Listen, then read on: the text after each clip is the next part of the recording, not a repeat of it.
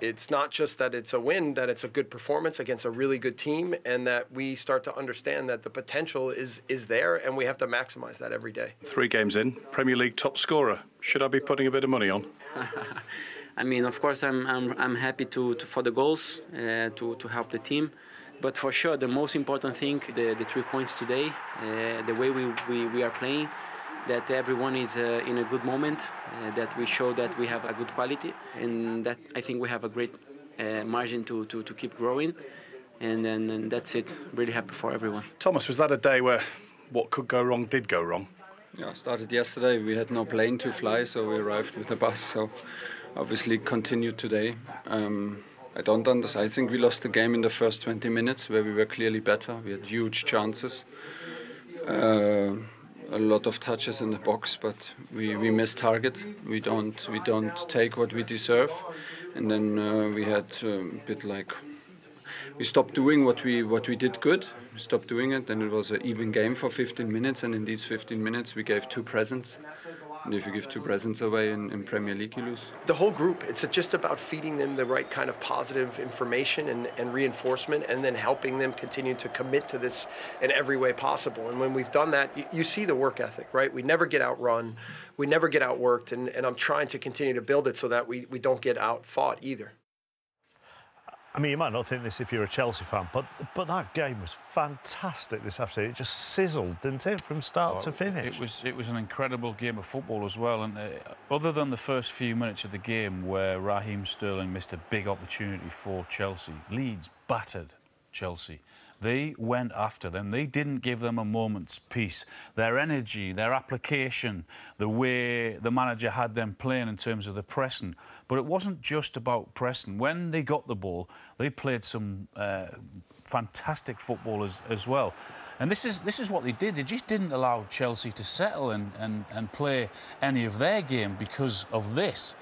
And it wasn't just one person doing it. It was the whole team.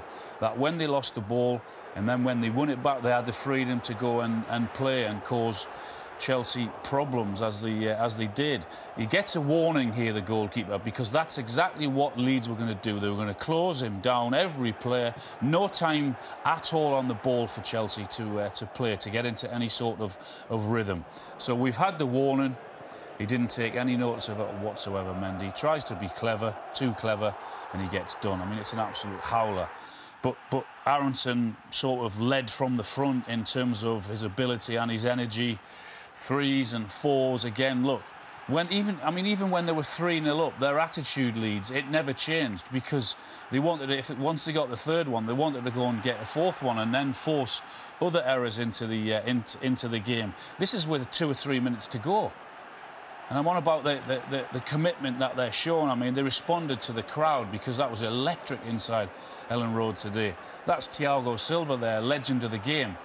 No respect. Go and get him and get into the tackle, and the manager's there is driving them forward. And he did that, and it was an unbelievable performance and thoroughly deserved. As Alan said, it wasn't just the energy in the running, it was the football that they played as well. You could probably have picked any of their players that really encapsulated this, but it was Harrison that got player of the match, and he was at the forefront of everything they did, really. Yeah, he was fantastic today. You talk about energy levels and application, and, you know, when you do get the ball back, can you show quality? You know, can you play? And you see him here, he gets the ball wide, so direct, really sharp, gets a crossing, you know, in the final third, end product. That's what you want for your wide players. You know, he gets the ball again here, doesn't go back, right, I'm going to go forward. You know, he comes inside, keeps the ball, lays it off, and he wants it back again. He gets it in here, great feet, and plays it. Maybe should have played to feet there, unlucky. He continued that all afternoon, and you talk about quality from wide, from set pieces, a fantastic cross in the box and a top finish.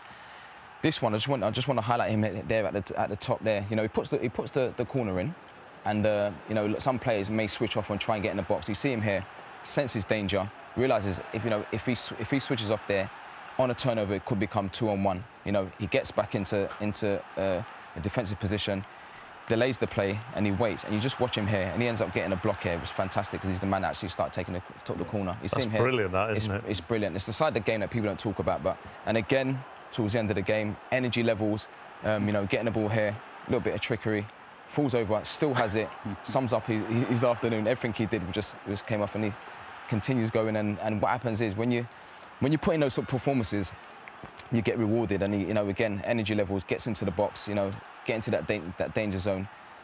The ball comes in here, Dan James, and then it falls to him here, and it's a tap-in. But that's what you get for the hard work and the effort that you put in all game. But I think it was known, obviously, for their running stats and what have you under Bielsa. But I felt it was more measured today. There was a trigger, you know, when and how to go. And if they're going to continue that up, then they'll be a tough team to beat. So, I mean, does that feel like, I don't mean this in a disrespectful way, that maybe that performance and that game and that result draws the line under the Bielsa era? Yes. I know Jesse Marsh has been there a while, but just the way they played and how emphatic they were, it's now his team. He wanted to stamp his authority. There were more pressing things to be had last season in terms of staying in the Premier League. Now he's able to put his stamp onto that team, and without doubt, that was it today. That was his team. Yeah. That's what he wants them to do. That's how he wants them to play. They've always been a fit team. We know that. They're going to work hard, which you have to in this division.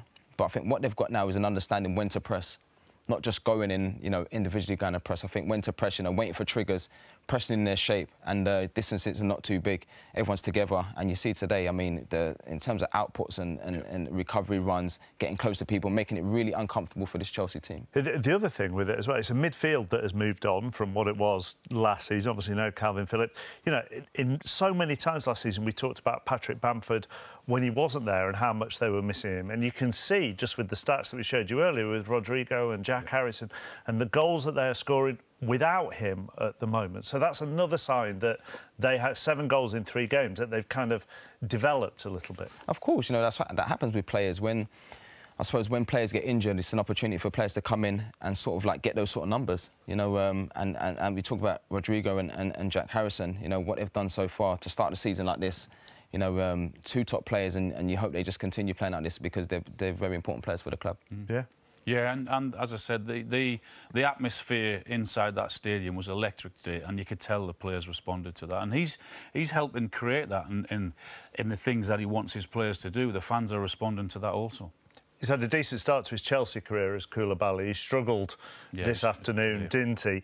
That's his 6th sending off since 2017-18, which is more than any other player in the Big 5 European leagues. Yeah, you couldn't really defend him today because it was, without doubt, 2 yellow cards. There's the first one, which is early in the game, and we said, didn't we, watching that, it's going to be a long afternoon for him now, particularly in that atmosphere. It was red hot inside the stadium, and he got away with the one there. He's already on that yellow card. You can see the referee actually saying to him, just be careful, you need to settle down. And, I mean, what was it, 7 or 8 minutes to go? You're 3-0 down, he leaves the referee. No other option than to show him the yellow card, therefore gets the red. And he's going to have to be careful. He is that type of player. You've just read out the stats since 2017, so he's going to have to look at that side of the game, or teams will target that. You don't want to overreact, do you? But it highlights again that they don't have a number 9. I mean, Thomas Tuchel said they had chances and they didn't take them. Yeah, but we spoke about the Sterling chance early on, and we've seen him in positions like that, where at Man City, where he'll put those away. A club of that size, you should have a number 9. You know, that focal point. You know, having Raheem Sterling playing as that number 9, you know, his back to goal is a completely different game. I know, obviously, he drifts to the left and he drifts to right, and he tries to, you know, isolate people, but at the same time, it's a completely different game. And for Chelsea to progress and do well this season, they need a number 9 for sure. Right.